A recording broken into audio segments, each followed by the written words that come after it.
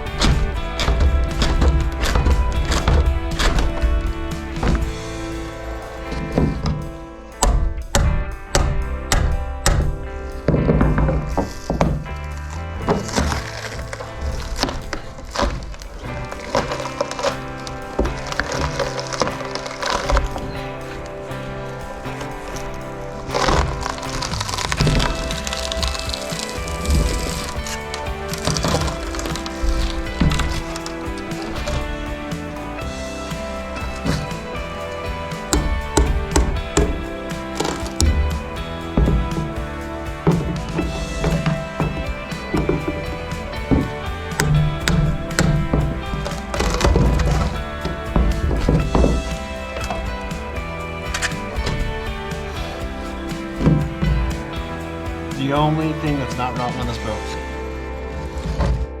Alrighty, so I got the boat all tore out, balsa coring removed, every last piece removed this entire boat. So I'm really happy to be done with it. It was a lot of work. So definitely looking forward to getting past this and continue on to rebuilding this boat instead of taking things out. So I'm going to show you guys through what I did.